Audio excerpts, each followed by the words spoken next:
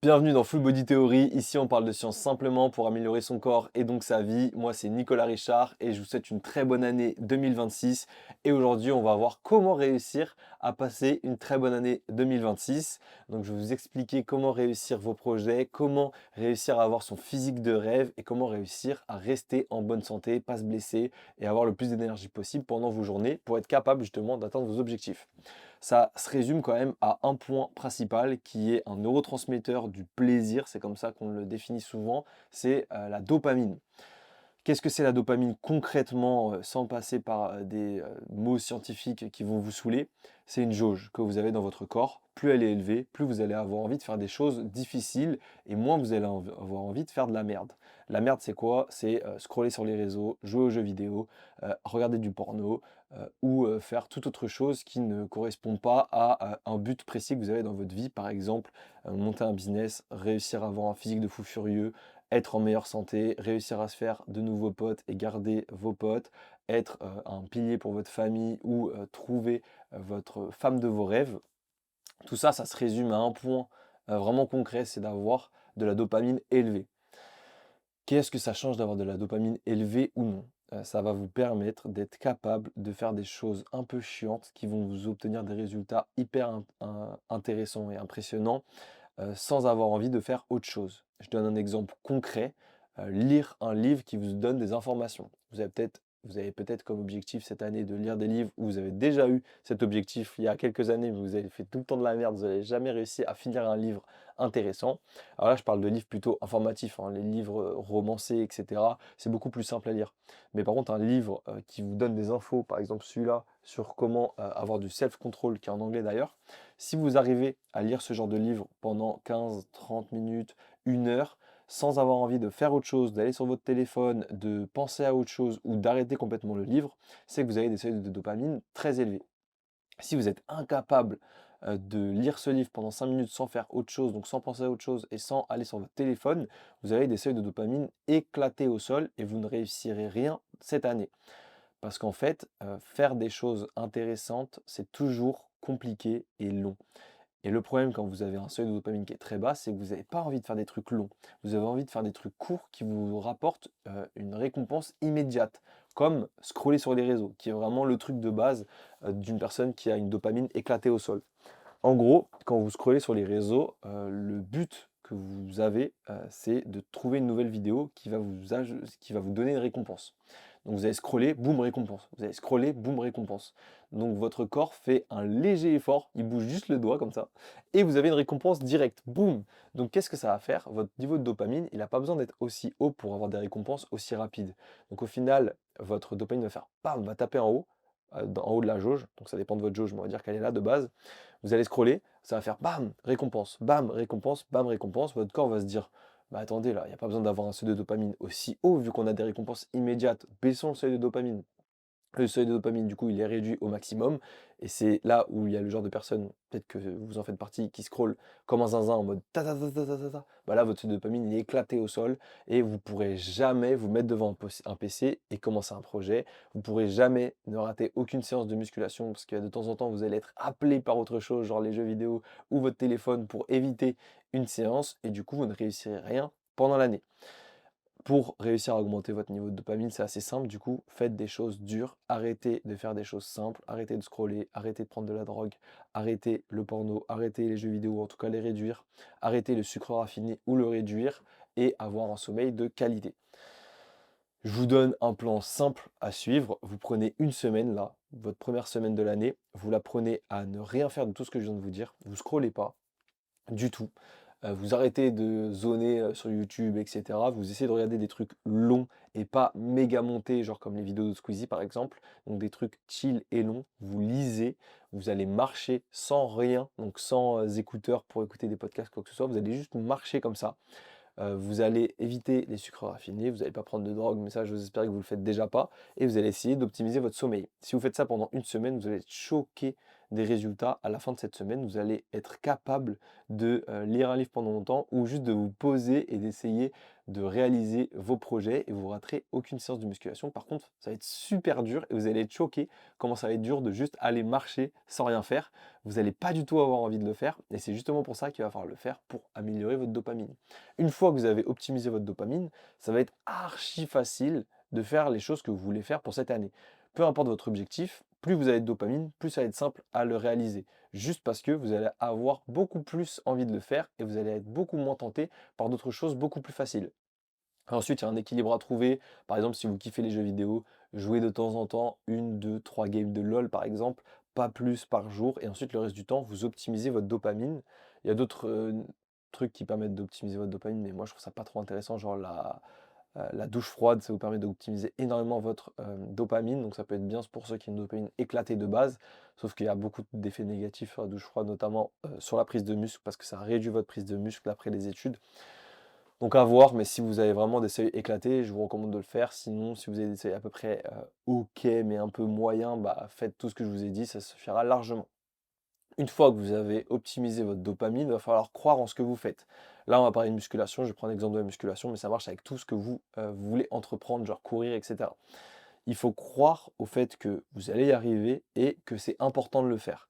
Si vous n'êtes pas assez sûr à 100% que ce que vous êtes en train de faire, c'est vraiment important, c'est vraiment intéressant, ça va vraiment vous apporter des résultats, vous n'allez pas réussir à le continuer. Une fois que vous allez faire quelque chose, par exemple la musculation, si vous commencez à faire un programme et au bout de 3 mois vous avez des résultats, vous allez tellement y croire au programme que vous allez le continuer et que ça va être hyper simple de continuer. Parce que vous allez vous dire: «Ah mais j'ai eu des résultats de zinzin avec ce programme, go je continue». Par contre si vous avez aucun résultat au bout de 3 mois, bah là vous allez commencer à vous poser des questions, vous allez être en mode: «Mais qu'est-ce que je fais? Est-ce que je fais les choses bien?» et cetera. Vous allez faire que changer, que changer, que changer et vous n'allez pas être à fond parce que vous ne croyez pas en ce que vous faites. C'est pour ça que moi je me base beaucoup sur la littérature scientifique pour mes vidéos et même pour mes programmes, parce que justement, ça vous permet de croire à 100% au programme. Vous êtes en mode: «Ah bah OK, il y a des milliers de participants qui ont été testés sur cet exercice, la façon de faire, l'échec musculaire, les répétitions, le temps de repos, etc. Des milliers de personnes, il y a eu une moyenne qui a été faite par rapport à ces milliers de personnes». Quand je suis gentil, je pense que c'est des centaines, voire des millions de personnes qui ont été testées sur toutes les études. Et il y a une moyenne qui a été créée, bah, c'est totalement logique de commencer la musculation dans cette moyenne et ensuite modifier en fonction de vous au fur et à mesure. Mais déjà, vous êtes sûr à 100% d'avoir des résultats juste parce qu'il y a eu des millions de personnes qui ont eu des résultats avec les études associées et donc ce genre de programme. Ça va vous permettre du coup d'être sûr à 100% de prendre du muscle et donc vous allez beaucoup plus avoir envie de le faire. C'est un peu l'idée que vous regardez une vidéo d'un influenceur qui vous dit «Ah faites ça parce que moi ça m'a permis d'avoir ça, ça, ça, ça, ça» et là vous vous dites: «Ah OK je le fais». Et bah, si vous voyez cette vidéo tous les jours et que vous êtes persuadé que ça a marché, vous allez absolument le faire pendant toute l'année parce que vous êtes persuadé que ça a marché. Moi, c'est une des techniques que j'utilise là de croire, c'est quand je commence à un peu moins faire les choses. Par exemple, pendant un moment, j'ai arrêté de prendre de la créatine alors que c'est vraiment la base des compléments alimentaires. Pour recommencer à en prendre, j'ai lu les études, j'ai relu les études surtout, en rapport avec la créatine pour voir un peu quels étaient les bénéfices, etc. Pour me les rappeler en fait. Pour me les rappeler, la répétition c'est hyper important. Je me suis rappelé, je me suis dit: «Ah ouais, en fait, c'est trop important de prendre de la créatine» et j'en ai repris. Parce que du coup, j'ai cru de malade à la créatine. J'avais perdu un peu la croyance de la créatine et hop, j'ai repris la croyance et boum, j'ai pu reprendre la créatine hyper simplement. Dopamine, croire. Ensuite, autre chose, il reste 2 trucs à voir, c'est définir un objectif, clair ou non, mais en tout cas définir un objectif. Il faut absolument que vous vous dites: là, on va parler musculation. OK, mon objectif, c'est d'avoir le meilleur physique possible, de soulever tant, au développé couché ou n'importe quel exercice, et réussir par exemple à faire tant de tours de bras et de faire tant de poids. Ça va vous permettre d'avoir des objectifs et de pouvoir les suivre à long terme parce que l'étape suivante, ça va être de créer un plan. Mais créer un plan, qui n'a pas de bout, donc qui n'a pas d'objectif clair, bah, ça sert à rien. Enfin, quelle est l'idée de créer un plan? Genre, si vous voulez construire une maison, vous allez créer un plan, mais vous ne savez pas à quoi va ressembler la maison. Bah, le plan, il va être tout gaze, ça va être n'importe quoi. Vous allez faire: «Ah ouais, en fait, je vais peut-être faire ça, ou peut-être faire ça» et vous allez modifier le plan au fur et à mesure. Alors que l'idée, c'est d'avoir l'objectif clair à la fin et ensuite vous créez le plan qui vous permet d'atteindre cet objectif. Sachant que un plan parfait, c'est un plan qui dure au moins sur 3 mois et que vous suivez à la lettre sans jamais vous arrêter et en arrêtant de le changer tout le temps. L'idée, c'est qu'un programme de musculation, il va falloir le garder pendant au moins 3 mois pour voir des résultats. Si vous faites que changer d'exercice, vous avez des courbatures, etc., vous prendrez jamais de muscle, en tout cas beaucoup moins qu'une personne qui suit un programme à la lettre pendant 3 mois avec tout ce que je vais vous dire après pour réussir en musculation. Donc voilà l'idée, c'est optimiser votre dopamine, ça va être le point, vraiment le nerf de la guerre, la base de base. Ensuite, croire en ce que vous faites, donc avec un influenceur qui vous dit quoi faire, etc., des études scientifiques, ou peu importe ce qui vous donne confiance et ce qui vous dit, ah ouais, ok, là je suis sur la bonne voie, etc. Ensuite, définir un objectif assez clair et créer un plan par rapport à cet objectif pour atteindre cet objectif. Moi, je trouve qu'une bonne façon de faire, c'est de faire un objectif tous les 3 mois, donc trimestriel, et vous faites un plan sur les 3 mois à chaque fois. Boum, vous atteignez vos objectifs, vous continuez. Faites pas un objectif trop élevé, parce que si à chaque fin de 3 mois, vous n'atteignez pas votre objectif, ça va pas être intéressant pour la suite de votre année.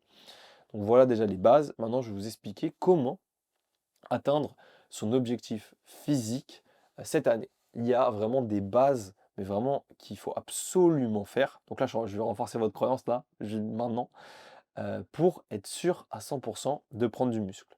Alors déjà, en numéro un, ça va être d'optimiser sa santé. C'est con, mais en fait, si vous optimisez votre santé, vous allez optimiser votre prise de muscle. Si vous êtes en mauvaise santé, votre prise de muscle, elle sera toute nulle. Si vous êtes en bonne santé, votre prise de muscle, elle sera énorme. Et surtout, si vous prenez du muscle, ça va améliorer votre santé. Donc c'est un cercle vertueux qui va vous permettre de prendre un maximum de muscle tout en étant en meilleure santé possible. Quand je parle de santé, c'est vraiment deux trucs méga importants, c'est le sommeil et le stress. Le plus souvent, quand je vois des gens dire améliorer votre santé, ils parlent d'alimentation. C'est clairement pas la base du sujet, je comprends pas trop. Dans les piliers, c'est pas le premier, l'alimentation, c'est clairement pas le premier. Le premier, c'est le sommeil. Et en fait, le stress est directement lié au sommeil. Si vous stressez, vous dormirez mal. Et donc, gérer les deux, c'est le combo parfait pour être en meilleure santé possible. Si vous avez très peu de stress et un sommeil parfait, tout le reste sera optimisé au maximum. Ensuite, il va falloir quand même bien manger, bien entendu. Il va falloir regarder la lumière du soleil, plein de petits trucs comme ça qui sont hyper importants, dont je parle dans beaucoup de vidéos. Je ne vais pas vous expliquer comment optimiser son sommeil ici, sinon la vidéo serait trop longue, enfin le podcast serait trop long. Une fois que vous avez réussi à optimiser votre sommeil, votre stress et que vous mangez quand même assez bien, hein, si vous mangez que dalle, bah, dans tous les cas vous allez être en mauvaise santé, faut pas être bête. Et si vous mangez n'importe quoi, que des produits transformés, etc., vous allez juste grossir et avoir des hormones toutes cassées, ce qui est tout nul. Donc le mieux c'est de prendre, euh, enfin d'avoir une alimentation avec des produits bruts à 80%, se faire plaisir à 20% et optimiser les protéines, dont je vais vous expliquer juste après. Ensuite, autre chose, il va falloir faire de la musculation entre 3 et 5 fois par semaine. Plus c'est chiant, c'est trop long, moins c'est pas assez pour faire du muscle. 3 et 4, je trouve que c'est hyper intéressant pour la plupart des gens qui ont une vie assez prise, où vous êtes par exemple salarié quand même assez pris, où vous rentrez tard le soir, vous avez des enfants, vous êtes entrepreneur, etc. Ça sert à rien de faire 5, 6 séances, sauf si vous adorez ça et que vraiment vous pouvez passer tout votre temps à la salle et que vous avez une assez bonne récupération. L'idée, c'est de réussir à se fatiguer, donc avec des séances de musculation, mais de récupérer beaucoup plus que vous vous fatiguez. Comme ça, vous pouvez à chaque fois régénérer vos muscles et votre énergie pour refaire des énormes séances à chaque fois. L'idée, c'est que si vous arrivez à faire des grosses séances avec une bonne surcharge progressive tout le temps, parce que vous récupérez énormément, ce sera beaucoup mieux qu'une personne qui fait 6 séances par semaine et qui fait des séances toutes gaises à chaque fois parce qu'il ne se repose pas assez. Du coup, au bout d'un moment, vous allez l'exploser au niveau physique juste parce que vous vous récupérez assez. Donc vraiment, cette idée de récupération, donc optimisation du sommeil, etc., cette idée de récupération fatigue, il faut vraiment que vous l'ayez en tête pour cette année, parce que ça va être la base des bases de tout, avec dopamine, sommeil. Franchement, si vous faites dopamine, sommeil et gestion de récupération fatigue, vous allez être au top cette année. Ensuite, gestion de l'échec musculaire, il faut absolument être toujours proche de l'échec musculaire. La plupart des gens qui stagnent en musculation, c'est soit que vous avez une mauvaise récupération, soit que vous n'allez pas à l'échec musculaire du tout. Et honnêtement, quand je vais à la salle, il n'y a personne qui va à l'échec musculaire, sauf les gars vraiment musclés. Donc il va falloir se poser des questions. Vous avez juste à regarder autour de vous. Un mec musclé, il ira à l'échec tout le temps. Ou sinon, ça fait 10 ans qu'il y est il a été à l'échec de temps en temps, mais maintenant il y va tranquille. Mais sinon, bah, il faut aller absolument à l'échec musculaire pour prendre du muscle. Ça, c'est la base. Ensuite, le nombre de répétitions, vous ne prenez pas la tête. Entre 6 et 35 répétitions, vous allez toujours faire du muscle. Je trouve que la fourchette optimale, c'est entre 8 et 12. C'est parfait pour bien réaliser le mouvement et prendre du muscle sans trop vous fatiguer. parce que plus vous faites de reps, plus vous fatiguez, et moins vous faites de reps, plus vous fatiguez vos tendons et vos articulations. Donc il y a un juste milieu qu'entre 8 et 12 qui est parfait pour éviter de fatiguer soit vos nerfs, soit vos tendons et vos articulations. Ensuite, j'en ai déjà parlé, mais la surcharge progressive, ça va être trop important pour voir en fait si vous récupérez assez. Il n'y a pas besoin d'augmenter le poids énormément à chaque séance, mais augmenter le nombre de reps ou le poids à chaque séance, c'est hyper intéressant, surtout si vous n'êtes pas encore expérimenté. Si vous avez moins de 3 ans de salle, vous êtes capable normalement d'augmenter d'une rep ou de 2,5 kg à chaque séance. Ensuite, les protéines, ça va être aussi hyper important parce qu'en fait, c'est comme ça que vous créez du muscle, il y a pas d'autre solution. J'ai vu des vidéos d'une meuf qui était, frugivore et en fait, c'est complètement négligé l'importance des protéines dans une alimentation. Les protéines, ça vous permet, de, régénérer ou en tout cas de construire vos organes. Si vous mangez pas de protéines, vous allez mourir parce que, c'est terrible, mais vous allez mourir juste parce que vos organes ne vont pas pouvoir se régénérer et du coup, bah, ils vont être complètement défectueux et vous allez rapidement, décéder. Enfin rapidement, c'est vraiment genre en quelques années parce que votre corps est incroyable, mais en fait, sans protéines, vous pouvez rien faire et en plus de ça, du coup, les protéines vont, gérer plein de choses dans votre corps comme les os, les organes et cetera, mais en même temps, c'est le seul truc qui va permettre de créer du muscle. Donc si vous n'avez pas de protéines, vous n'avez pas de muscle, c'est aussi simple que ça. Moi, je recommande 2 grammes de protéines par kilo de poids de corps total, sauf si vous êtes très gras. Si vous êtes très gras, visez plutôt 2 grammes de protéines par poids que vous visez. Ça va vous permettre en fait de prendre du muscle très facilement. Ensuite, moi, je vous recommande de ne pas compter vos calories. Ça, je vais l'expliquer cette année, ça va être vraiment ce dont je vais parler. Ça va être de réussir à se détacher de cette idée que la musculation, c'est une perte de temps énorme, que vous devez à Noël ramener un Tupperware parfait de poulet et de riz. Si vous avez fait ça, vous êtes complètement fou. J'ai jamais fait ça de ma vie entière, alors que pendant des années, la muscu, c'était la priorité numéro un. Pendant les fêtes, faut se régaler. Au nouvel an, faut aussi se régaler. Donc moi, c'est l'idée actuellement de la musculation, c'est plutôt que ce soit, un outil à côté de votre vie et si vraiment vous voulez optimiser au maximum la musculation, il faut au moins que socialement vous soyez, acceptable et c'est totalement normal que vous ne soyez pas acceptable si vous arrivez avec un Tupperware au restaurant. C'est bon, manger normalement, on a la possibilité de manger comme des oufs et de manger des trucs délicieux et vous, vous faites chier à manger, du poulet, du riz et des haricots tous les jours. Bah, c'est bon, au bout d'un moment, il faut se faire plaisir, vous n'êtes pas un robot. Donc je vais vous expliquer cette année comment faire pour ne pas compter ses calories, réussir à gérer votre poids et vous faire plaisir, aller au restaurant euh, le, quand vous le voulez en fait et vous faire plaisir à chaque fois que vous allez au restaurant. Et ensuite, quelque chose qui va être très important, c'est d'avoir un très bon programme. Donc moi, je vous recommande de prendre bien sûr un de mes programmes. Je vais en sortir un là dans une semaine qui va s'appeler Efficience, qui va vous permettre du coup d'optimiser au maximum votre prise de muscle en passant le moins de temps possible à la salle.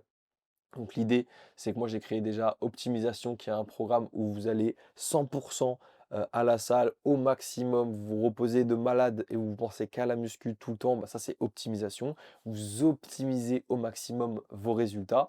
Là, efficience, c'est plutôt une optimisation dans le temps. Donc passer le moins de temps possible pour un maximum de résultats. Vous prendrez bien sûr moins rapidement du muscle qu'optimisation. Mais par contre, vous êtes sûr de prendre du muscle sur le long terme, parce que vous allez être capable de vous reposer assez, pardon.